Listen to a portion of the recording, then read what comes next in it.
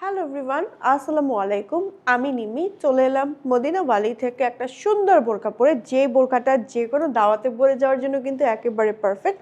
Embroidery সিকোয়েন্সের এক্সক্লুসিভভাবে কাজ করা আছে এবং যত কাজ দেখছেন সব কিন্তু জারি সুতোর এমব্রয়ডারি অ্যান্ড হচ্ছে কন্ট্রাস্টেড কম্বিনেশনে এমব্রয়ডারি আছে। চলুন কালারগুলো দেখে নেই।